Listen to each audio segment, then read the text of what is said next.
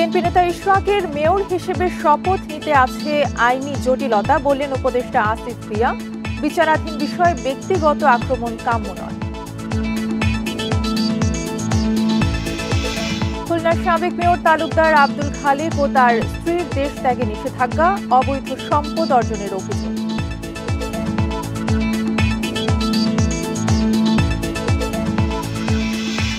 সিরাজগঞ্জে ব্যবসায়ী নাজমুল হত্যা মামলায় 6 জনের মৃত্যুদণ্ড, কিশোরগঞ্জ হবিগঞ্জে আরও 4 জনের ফাঁসির আদেশ।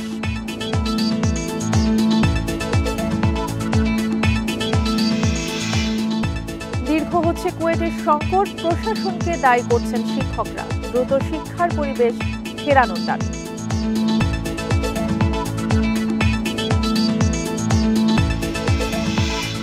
সিলেটে টানা বৃষ্টিতে নগরীর নিম্নাঞ্চলে জলাবদ্ধতায় দুর্ভোগ, শেরপুর কুড়িগ্রামে বাড়ছে নদ নদীর পানি।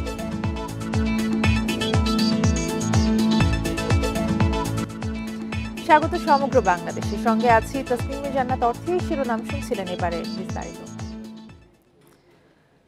বিএনপি নেতা ইশরাক হোসেনকে ঢাকা দক্ষিণের মেয়র হিসেবে শপথের বিরুদ্ধে নির্দেশনা চেয়ে হাইকোর্টে করা রিটের শুনানি চলছে। বিচারপতি মোহাম্মদ আকরাম হোসেন চৌধুরী এবং বিচারপতি দেবাশিস রায় চৌধুরীর সমন্বয়ে গঠিত বেঞ্চে চলছে শুনানি। এর আগে দুপুর 1টায় এই রিটের শুনানি হয়। পরে দুপুরের বিরতির পর আবারও বিকেলে শুরু হয় শুনানি। দুজন ব্যক্তির করা রিটের পক্ষে আদালতে শুনানি করেন আইনজীবী মোহাম্মদ হোসেন। এর আগে ইসির মাধ্যমে ইশরাককে মেয়র হিসেবে ঘোষণার গেজেট স্থগিত চেয়ে রিট আবেদনের শুনানির জন্য আজকের দিন নির্ধারণ করে আদালত। গত 27 মার্চ ঢাকা দক্ষিণ সিটি কর্পোরেশনের 2020 সালের নির্বাচনে অনিয়মের অভিযোগে ফজলে নূর তাপসকে বিজয়ী ঘোষণার ফল বাতিল করে আদালত। মেয়র ঘোষণা করা হয় বিএনপি নেতা ইশরাক হোসেনকে।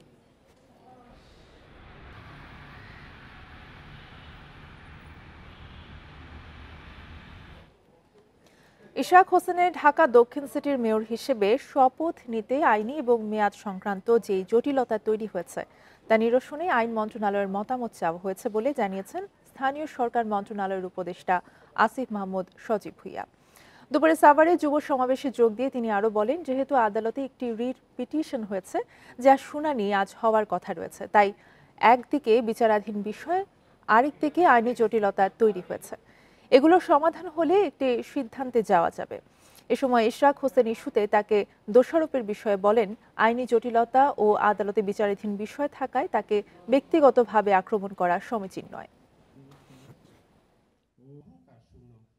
নানা ধরনের আইনি জটিলতা তৈরি হয়েছে, মেয়াদ সংক্রান্ত জটিলতা তৈরি হয়েছে। এই জটিলতাগুলো নিরসনে আমরা আইন মন্ত্রণালয়ের মতামত চেয়েছি এবং এই রিট পিটিশনের শুনানি হয়তো আজকে হওয়ার কথা। তো এই একদিকে বিচারাধীন, আরেকদিকে যেসব আইনি জটিলতা অ্যারাইজ করেছে সেগুলোর সমাধান হলে আমরা কোনো একটা সিদ্ধান্তের দিকে যাব। খুলনা সিটি কর্পোরেশনের সাবেক মেয়র ও মহানগর আওয়ামী লীগের সভাপতি তালুকদার আব্দুল খালেক এবং তার স্ত্রী সাবেক উপমন্ত্রী হাবিবুন নাহারের দেশ ত্যাগে নিষেধাজ্ঞা জারি করা হয়েছে। সকালে বিষয়টি নিশ্চিত করেন দুদক খুলনার উপপরিচালক আব্দুল ওয়াদুদ। আদালতের আদেশের পর ইমিগ্রেশন ও পাসপোর্ট দপ্তরকে চিঠি দিয়েছে দুদক। তালুকদার আব্দুল খালেক ও তার স্ত্রীর বিরুদ্ধে ক্ষমতার অপব্যবহার করে বিপুল সম্পদের মালিক হওয়ার অভিযোগ রয়েছে।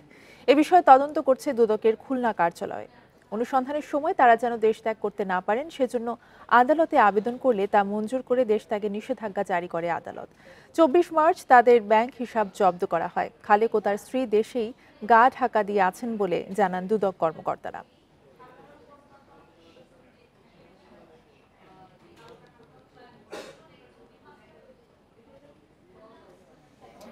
যশোর জেলা যুবলীগের সভাপতি ও সাবেক মেয়র জহিরুল ইসলাম চাকলাদার রেন্টু এবং তার স্ত্রী ও ছেলেকে দেশ ত্যাগে নিষেধাজ্ঞা দিয়েছেন আদালত। দুপুরে যশোরের সিনিয়র স্পেশাল জজ শেখ নাজমুল আলম এই আদেশ দেন। দুদকের আইনজীবী সিরাজুল ইসলাম বিষয়টি নিশ্চিত করে জানান, গত 5 আগস্টের পরে সরকারি প্রকল্পের অর্থ আত্মসাৎ এবং আয় বহির্ভূত সম্পদ অর্জনের অভিযোগ রয়েছে রেন্টুর বিরুদ্ধে। সেই অভিযোগে তার স্ত্রী শামীমা শারমিন এবং পুত্র সায়েদ আনান চাকলাদারকেও আসামি করা হয়। তিনি আরও জানান, মেয়র থাকাকালীন রেন্টু ও তার পরিবারের সদস্যরা সরকারি প্রকল্পের অর্থ আত্মসাৎ করে দেশে বিদেশে বিপুল সম্পদ গড়ে তুলেছেন। অনুসন্ধান চলাকালে দুদক জানতে পারে অভিযুক্ত 3 জনই বিদেশে পালিয়ে যাওয়ার চেষ্টা করছেন। পরে সংস্থার আবেদনে এই আদেশ দেয় আদালত।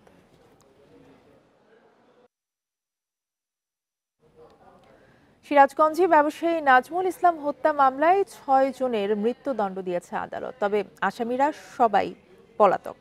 এছাড়া কিশোরগঞ্জ এবং হবিগঞ্জে আরও ২টি হত্যা মামলায় মোট ৪ জনকে মৃত্যুদণ্ড দেওয়া হয়েছে। এর মধ্যে কিশোরগঞ্জে সাজাপ্রাপ্ত ২ জন জামিনে বেরিয়ে পলাতক। ২০১৭ সালে ১০ আগস্ট ঢাকা যাওয়ার পথে অপহৃত হন সবজি ব্যবসায়ী নাজমুল ইসলাম। রাতে ৫০,০০০ টাকার মুক্তিপণ চেয়ে ফোন করা হয় পরিবারের কাছে। পরদিন সিরাজগঞ্জের হাটিকুমরুলে পাওয়া যায় তার মরদেহ। এ ঘটনায় মঙ্গলবার ৬ আসামিকে মৃত্যুদণ্ড দিয়েছে সিরাজগঞ্জ জেলা ও দায়রা জজ আদালত। কিশোরগঞ্জের ভৈরবে কলেজ ছাত্র মোহাম্মদ আলী হত্যার ১৫ বছর পর রায় ঘোষণা করল আদালত। মৃত্যুদণ্ড দেওয়া হয়েছে ৩ জনকে। সাজাপ্রাপ্ত আসামিদের মধ্যে হাজির ছিলেন একমাত্র সেলিনা বেগম। জামিনে বেরিয়ে পলাতক ২ আসামি।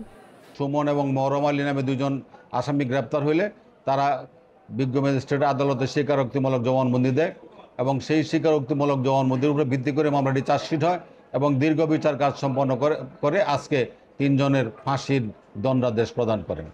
এদিকে হবিগঞ্জের মাধবপুরে মা মেয়ে সহ একই পরিবারের ৩ জনকে কুপিয়ে হত্যার ঘটনায় একমাত্র আসামিকে মৃত্যুদণ্ড দেওয়া হয়েছে। আমার স্ত্রী, আমার মেয়ে, আমার ভাতিজা, আমার ছেলে যারা দিয়েছে, যে রায়টা করছে সেই মৃত্যুদণ্ড, সেই রায়ে আমি অনেক খুশি। ২০১৬ সালের ২৩ আগস্ট জমি নিয়ে বিরোধের জেরে ঘটে এই হত্যাকাণ্ড। রেশমি নন্দী, ইন্ডিপেন্ডেন্ট নিউজ। শিক্ষক লাঞ্ছনা এবং সংঘর্ষে জড়িতদের শাস্তির দাবিতে দ্বিতীয় দিনের মতো অবস্থান কর্মসূচি পালন করেছেন খুলনা প্রকৌশল এবং প্রযুক্তি বিশ্ববিদ্যালয় কুয়েটের শিক্ষকরা। সকাল 11:30 থেকে ঘণ্টাব্যাপী প্রশাসনিক ভবনের সামনে এই কর্মসূচি পালন করেন তারা। এ সময় শিক্ষক নেতারা জানান, সোমবার ২৪ ঘণ্টার আলটিমেটাম শেষ হলেও তাদের দাবির ব্যাপারে কোনো সিদ্ধান্ত নেয়নি বিশ্ববিদ্যালয় প্রশাসন। কাল দুপুরের মধ্যে দাবি মানা না হলে কঠোর আন্দোলনের হুঁশিয়ারি দিয়েছেন তারা। এদিকে শিক্ষকদের দাবির সাথে একাত্মতা প্রকাশ করেছেন সাধারণ শিক্ষার্থীদের একাংশ। এ সময় দ্রুত সমস্যার সমাধান করে বিশ্ববিদ্যালয়ের শিক্ষা কার্যক্রম শুরুর দাবি জানান তারা। শিক্ষার্থী এবং শিক্ষকদের পাল্টাপাল্টি কর্মসূচির কারণে ৩ মাস ধরে বন্ধ রয়েছে কুয়েটের ক্লাস ও পরীক্ষা। গ্র্যাজুয়েশন কমপ্লিটের দ্বার প্রান্তে দাঁড়িয়ে এখন পর্যন্ত সব অচল অবস্থায় রয়েছে। যে তদন্ত কমিটি রিপোর্ট প্রকাশ হয়েছে ওটা মেনে নিয়ে আমরা এগোতে যাচ্ছি আর কি। এটা না হলে আমরা শিক্ষকবৃন্দ, আজকে আমাদের সাথে আমাদের প্রাণপ্রিয় ছাত্ররা এসে দাঁড়িয়েছে, আমরা পরবর্তীতে আরো কঠোর কর্মসূচি ঘোষণা করতে বাধ্য হব।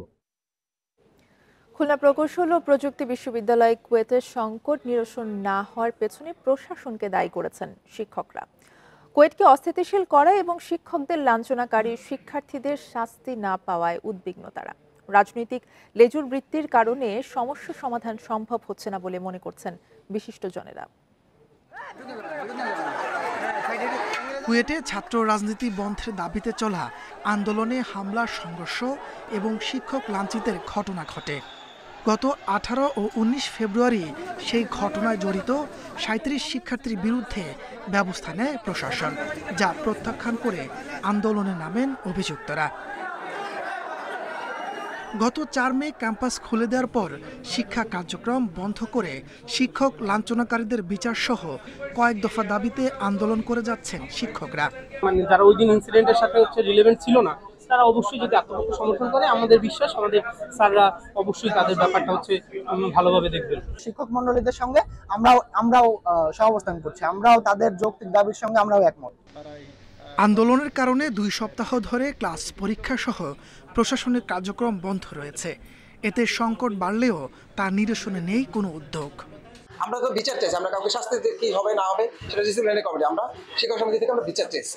বিচার চাওয়ার জন্য জাস্ট একটা মিটিং হলে মনে হয় আমার এই অবস্থার সমাধান হয়েছে, কালকে থেকে আমরা ক্লাসে আসতে পারবো।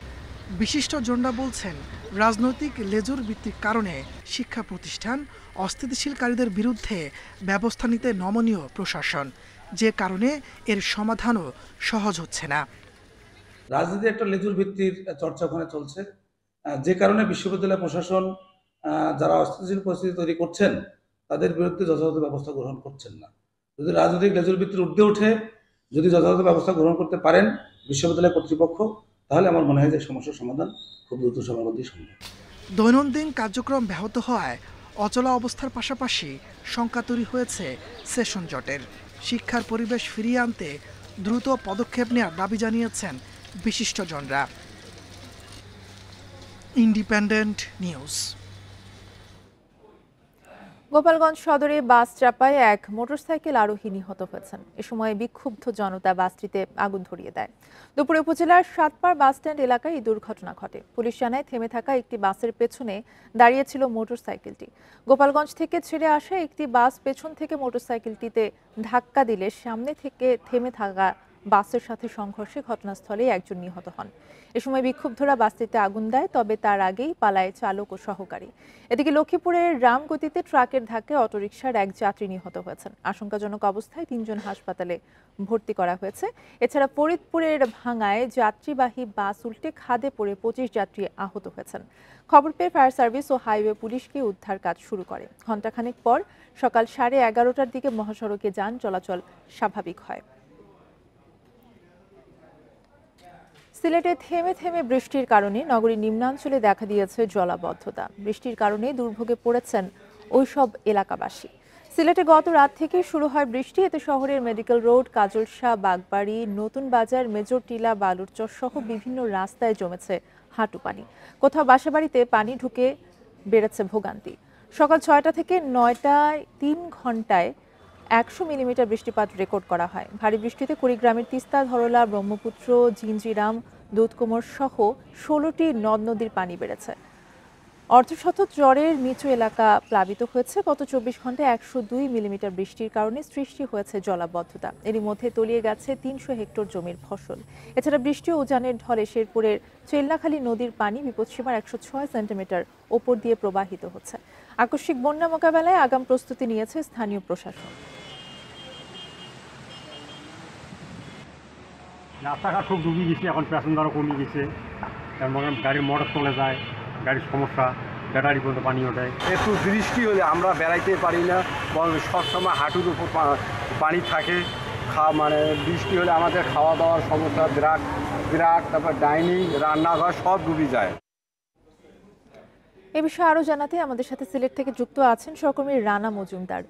রানা, সিলেটে কিন্তু থেমে থেমে বৃষ্টি হওয়ার কারণে তৈরি হয়েছে জলাবদ্ধতা, বিভিন্ন রাস্তায় তৈরি হয়েছে এই জলাবদ্ধতা। এই জলাবদ্ধতা আসলে জনজীবনে কতটা ভোগান্তি বাড়িয়েছে জানাবেন?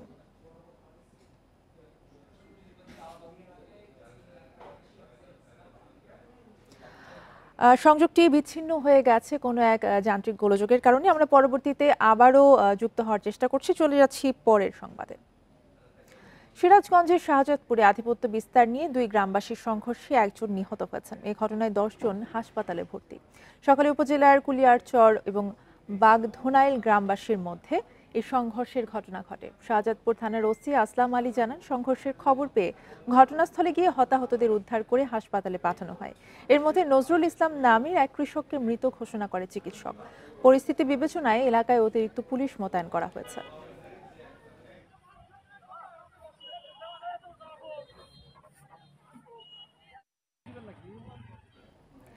যেমনটি জানাচ্ছিলাম যে সিলেট সহ বিভিন্ন এলাকায় কিন্তু থেমে থেমে বৃষ্টির কারণে তৈরি হয়েছে জলাবদ্ধতা, এবং এই বিষয়ে জানাতে সিলেট থেকে আমাদের সাথে আবারও যুক্ত হচ্ছেন সহকর্মী রানা মজুমদার। রানা, জলাবদ্ধতার কথা বলছিলাম যে থেমে থেমে বৃষ্টির কারণে কিন্তু জলাবদ্ধতা তৈরি হয়েছে বিভিন্ন এলাকায়। এই জলাবদ্ধতা আসলে জনজীবনে কতটা ভোগান্তি বাড়িয়েছে জানাবেন?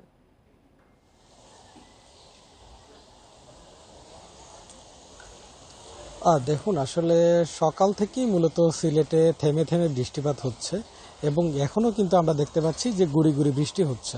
মূলত সকাল থেকেই কখনো মাঝারি, কখনো বা হালকা এ ধরনের বৃষ্টিপাত কিন্তু হচ্ছে। পাশাপাশি সিলেটের আবহাওয়া অফিস যেটি রয়েছে, সেখানকার যারা সংশ্লিষ্ট কর্মকর্তা যারা রয়েছেন, তারা যে বিষয়টি জানিয়েছেন যে এখন পর্যন্ত সিলেটে প্রায় 80 থেকে 90 মিলিমিটার বৃষ্টিপাত কিন্তু রেকর্ড করা হয়েছে। এবং এই পরিমাণ বৃষ্টিপাতের কারণে সিলেটের নগরীর মধ্যে যে নিম্নাঞ্চলগুলো যেগুলো রয়েছে, সেগুলোতে কিন্তু জলাবদ্ধতা দেখা দিয়েছে।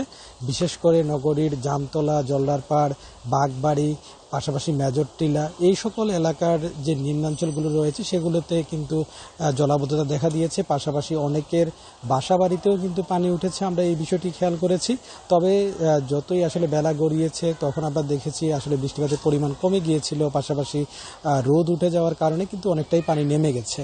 এবং হঠাৎ করে এই ধরনের জলাবদ্ধতা তৈরি হওয়ার কারণে যারা মানুষজন ছিলেন বসত বাড়িতে, তারা কিন্তু অনেকটাই বিপাকে পড়েছিলেন এবং অনেকেই তাদের আসবাবপত্র কিংবা নিত্য প্রয়োজনীয় যে জিনিস জিনিসগুলো রয়েছে সেগুলো আসলে কিভাবে স্থানান্তর করবেন কিংবা নিরাপদ স্থানে যাবেন সেই ধরনের আসলে এক ধরনের তড়িঘড়ি লক্ষ্য করা গিয়েছিল। তবে নগরবাসীদের সাথে আমরা কথা বলেছিলাম, তারা যে বিষয়টি জানিয়েছেন যে আসলে এই যে অল্প বৃষ্টিপাতেই আসলে সিলেটের বিভিন্ন এলাকায় যেভাবে জলাবদ্ধতার সৃষ্টি হয় এর পেছনে মূলত তারা অপরিকল্পিত যে উন্নয়ন রয়েছে সেটিকেই দায়ী করেছেন। পাশাপাশি তারা বলছেন আসলে অবাধে কিন্তু এই যে নদী নালা পাশাপাশি শহরের পাশ দিয়ে বয়ে যাওয়া যে খালগুলো রয়েছে সেগুলো কিন্তু ভরাট হয়ে যাওয়ার কারণে এই ধরনের পরিস্থিতির সম্মুখীন হতে হচ্ছে তাদেরকে। তো সেক্ষেত্রে তারা বলছেন যে সিটি কর্পোরেশন কিংবা তদারকিকারী যে প্রতিষ্ঠানগুলো রয়েছে সেগুলো যাতে করে ভালোভাবে তাদের তদারকি এবং নজরদারি বৃদ্ধি করে, পাশাপাশি নগরীর যে খালগুলো রয়েছে সেগুলো যেন খনন করা হয়, পাশাপাশি সুরমা নদীর যে খনন প্রক্রিয়া রয়েছে সেটিও যাতে পরিপূর্ণভাবে করা হয় এবং নিয়মিত খালগুলো যাতে পরিষ্কার করা হয় এই দাবিটুকু তারা জানিয়েছেন। যদি সিলেটের নদ নদীর অবস্থা আপনাকে জানাই, সেটি হলো যে এখন পর্যন্ত পানি উন্নয়ন বোর্ডের কাছ থেকে যে তথ্যটি আমরা পেয়েছি সেটি হলো সুরমা নদীর পানি কানাইঘাট কিংবা সিলেট, ছাতক, সুনামগঞ্জ এই ধরনের বিভিন্ন পয়েন্টে এখনও কিন্তু বিপদসীমার অনেক নিচ দিয়ে প্রবাহিত হচ্ছে। তবে আশঙ্কার বিষয়টি হচ্ছে আসলে এভাবে প্রতিনিয়ত বৃষ্টিপাতের কারণে নদ নদীর পানিও কিন্তু অনেকটা বৃদ্ধি পাচ্ছে এবং এই পানি বৃদ্ধি পাওয়ার কারণে কিন্তু জনমনে অনেকটাই আশঙ্কা তৈরি হচ্ছে যে হয়তো আকস্মিক কোনো বন্যার সম্মুখীন হতে যাচ্ছে কিনা সিলেট। এক্ষেত্রে আসলে জেলা প্রশাসন কিংবা অন্যান্য প্রশাসন যারা রয়েছে তাদের সঙ্গে আমরা কথা বলেছিলাম, তারা বলছেন যে আসলে আকস্মিক যে বন্যা সেটি মোকাবেলা করার জন্য আসলে প্রস্তুতি নেওয়া হচ্ছে। তো সিলেট থেকে আসলে সারাদিন ব্যাপী যে জলাবদ্ধতা তৈরি হয়েছিল সেটি নিয়ে এই ছিল আমার কাছে সবশেষ। রানা মজুমদার জানাচ্ছিলেন সিলেট থেকে। ফেনীর ফুলগাজী উপজেলা পরিষদের চেয়ারম্যান একরামুল হক হত্যাকাণ্ডের 11 বছর পেরিয়েছে। এখন পলাতক মামলার মৃত্যুদণ্ডপ্রাপ্ত 17 আসামি। মৃত্যুদণ্ডের শুনানি উচ্চ আদালতে ঝুলে আছে 7 বছর। রাষ্ট্রপক্ষ বলছে কারাগারে থাকা মৃত্যুদণ্ডপ্রাপ্ত 23 আসামির মধ্যে একজন মারা গেছেন। বাকিদের আপিল শুনানি হাইকোর্টে নিষ্পত্তির অপেক্ষায় রয়েছে। রাজনৈতিক বিরোধের জেরে 2014 সালের 20 মে ফেনী শহরের একরামকে গুলির পর গাড়িতে আগুন দিয়ে পুড়িয়ে হত্যা করা হয়।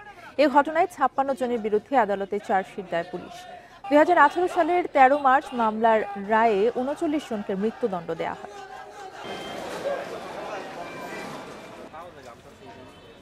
চলতি অর্থ বছরের গেল 10 মাসে চট্টগ্রাম বন্দর দিয়ে কন্টেইনারে পণ্য আমদানি রপ্তানি আগের চেয়ে ইতিবাচক পথেই রয়েছে। তবে বন্দরে জাহাজের উপস্থিতি কিছুটা কমেছে। আমদানি রপ্তানিকারকরা বলছেন রাশিয়া ইউক্রেন যুদ্ধ পরিস্থিতি কিছুটা স্বাভাবিক হওয়ায় ইউরোপ কেন্দ্রিক রপ্তানি বেড়েছে। যদিও অর্থ বছরের শেষ দিকে এসে নানা ভূ রাজনৈতিক সমীকরণে কপালে চিন্তার ভাঁজও তৈরি করছে। 2023-24 অর্থ বছরের প্রথম 10 মাসে চট্টগ্রাম বন্দর, কমলাপুর আইসিডি এবং পানগাঁও নদী বন্দর মিলিয়ে কন্টেইনারবাহী পণ্য হ্যান্ডলিং হয়েছিল 23,94,160 একক। আর 2024-25 অর্থ বছরের একই সময়ে এই সংখ্যা 24,85,484। এর মধ্যে আমদানি পণ্যবাহী কন্টেইনারের প্রবৃদ্ধি 2.5% বেশি এবং রপ্তানি পণ্যবাহী কন্টেইনার বেড়েছে 5%। তবে একই সময়ে বন্দরে জাহাজের উপস্থিতি কমেছে 9টি। আমদানি রপ্তানি ভালো, অন্যান্য বছরের তুলনায় আমাদের প্রবৃদ্ধিও আশা করি ভালোই হবে এবং আমাদের যে জাহাজ আসা যাওয়া যেটা এই স্ট্যাটিস্টিক্স অন্যান্য বছরের তুলনায় আমাদের এবার বেশি। আমাদের ওভারঅল গ্রোথ কিন্তু 6-7% আছে এবারও। বন্দর কেন্দ্রিক ব্যবসায়ীরা বলছেন সাম্প্রতিক ভারত-পাকিস্তান সংঘাতের কারণে কিছুটা শঙ্কা দেখা দিয়েছে। তবে ইউক্রেন রাশিয়ার যুদ্ধ পরিস্থিতি উন্নতি হওয়ায় ইউরোপ কেন্দ্রিক রপ্তানি গত বছরের চেয়ে বেড়েছে। একই সঙ্গে লোহিত সাগরে হুতি বিদ্রোহীরা কিছুটা নিষ্ক্রিয় থাকায় সেই পথেও জাহাজ চলাচল বেড়েছে। আমাদের রাশিয়া বলেন ইউক্রেন সব জায়গা থেকে আমাদের ইম্পোর্ট আনতে হয়।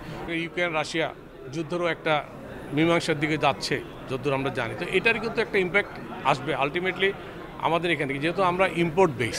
যে চট্টগ্রাম বন্দর অনেক বেশি আগে থেকে আপনার অনেক বেশি মানে তারা স্মার্ট বন্দর হিসেবে কাজ করছে। গত কিছুদিন থেকে আমদানির যে ভলিউম সেটা কিছুটা কিঞ্চিত কম, কারণ এটা আমাদের সবসময় একটা সিজন থাকে। 2023-24 অর্থ বছরে চট্টগ্রাম বন্দর দিয়ে প্রায় 3.2 মিলিয়ন একক কন্টেইনার হ্যান্ডলিং হয়েছিল। অনুপম শীল, ইন্ডিপেন্ডেন্ট নিউজ, চট্টগ্রাম। গাজীপুরের কাশিমপুর কেন্দ্রীয় কারাগার থেকে জামিনে মুক্তি পেয়েছেন চিত্রনায়িকা নুসরাত ফারিয়া। জুলাই গণ অভ্যুত্থানে হত্যা চেষ্টার মামলায় কারাগারে পাঠানোর একদিনের মাথায় জামিন পেলেন তিনি। কারা কর্তৃপক্ষ জানান দুপুরে নুসরাত ফারিয়ার জামিনের কাগজ কারাগারে এসে পৌঁছায়। সেগুলো যাচাই বাছাই ও নতুন মামলায় আটক আদেশ না থাকায় দুপুর 3:30টার দিকে তাকে কারাগার থেকে মুক্তি দেওয়া হয়েছে। এর আগে সকালে ঢাকা মুখ্য মহানগর হাকিম মুস্তাফিজুর রহমান তার জামিন মঞ্জুর করেন। রোববার থাইল্যান্ড যাওয়ার পথে অভিনেত্রী নুসরাত ফারিয়াকে আটক করে ইমিগ্রেশন পুলিশ।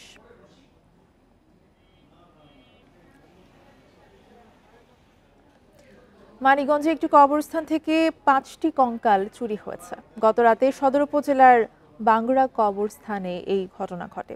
এলাকাবাসী জানান, মঙ্গলবার সকালে কবরস্থানে নির্মাণাধীন পানির ট্যাঙ্কে কাজ করতে গিয়ে শ্রমিকরা দেখতে পান প্রধান গেট খোলা রয়েছে। এরপর ভেতরে গিয়ে বেশ কিছু কবর খোঁড়া অবস্থায় দেখতে পান। পরে বিষয়টি কবরস্থান পরিচালনা কমিটিকে জানালে কঙ্কাল চুরির বিষয়টি ধরা পড়ে।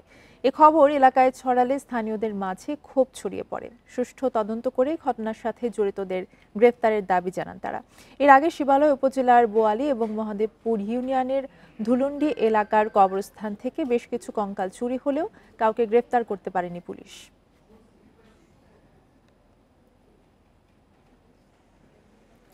মুন্সিগঞ্জে থেমে থাকা অ্যাম্বুলেন্সের ধাক্কার ঘটনায় গোল্ডেন লাইন বাসের চালক ফয়সালকে গ্রেফতার করেছে হাইওয়ে পুলিশ। সকালে ঢাকা মেডিকেল কলেজ হাসপাতাল থেকে তাকে গ্রেফতার করা হয়। হাসরা হাইওয়ে থানার ওসি আব্দুল কাদের জিলানি জানান, মামলার 1 নম্বর আসামি চালক ফয়সাল ঢাকা মেডিকেলে চিকিৎসাধীন ছিলেন। এর আগে মামলার 2 আসামি বাসের সুপারভাইজার কল্যাণ বিশ্বাস ও চালকের সহকারী সাইফুল ইসলাম শান্তকে গ্রেফতার করা হয়। গত 8 মে রোগী নিয়ে ঢাকায় যাওয়ার পথে সিরাজদি খানের নিমতলা এলাকায় অ্যাম্বুলেন্সের চাকা পাংচার হয়। মহাসড়কের পাশে তা মেরামতের সময়ে গোল্ডেন লাইন পরিবহনের বাস ধাক্কা দিলে একই পরিবারের 4 জন সহ 5 জন নিহত হন।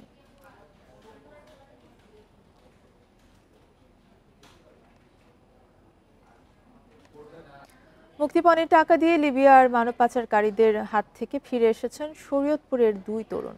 দালাল ধরে অবৈধভাবে ইটালি যাওয়ার পথে অমানসিক নির্যাতনের শিকার হতে হয়েছে তাদেরকে। এদিকে মুক্তিপণের টাকা দিতে গিয়ে জমি আর সম্পদ বিক্রি করে নিঃস্ব তাদের পরিবার। ভাগ্য বদলের আশায় জমি বিক্রি করে ইতালির উদ্দেশ্যে পাড়ি জমান শরীয়তপুরের ভেদরগঞ্জের আলতাফ ও আহসানুল্লাহ। দালালের মাধ্যমে শ্রীলঙ্কা, দুবাই, মিশর হয়ে পৌঁছান লিবিয়ার বেনগাজিতে। সেখানে তারা পড়েন মাফিয়াদের খপ্পরে। ভিডিও কলে নির্যাতন করে পরিবারের কাছে মুক্তিপণ দাবি করে মাফিয়ারা। আলতাফ ও আহসানুল্লাহর পরিবার কয়েক ধাপে 65 লাখ করে টাকা পাঠিয়েছে মুক্তিপণের জন্য।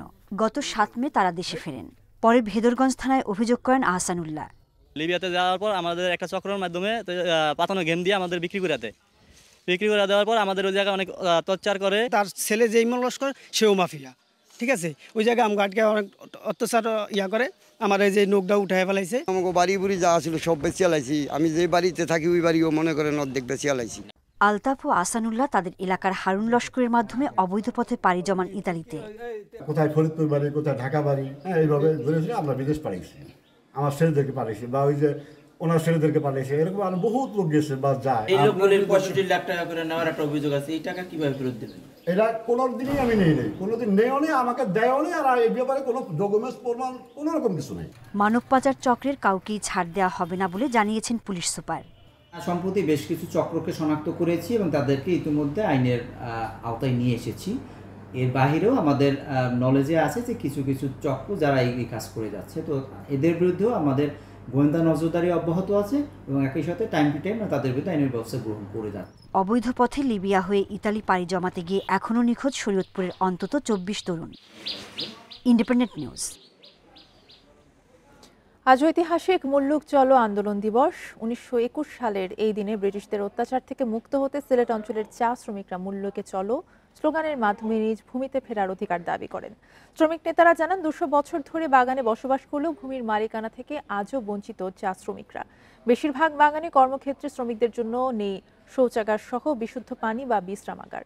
আন্দোলনের 100 বছর পরে ঐতিহাসিক এই ঘটনা আজও প্রেরণা যোগায় চা শ্রমিকদের বিভিন্ন সংগ্রামে। দেশে নিবন্ধিত 167টি চা বাগানে কাজ করেন 1.5 লক্ষাধিক শ্রমিক।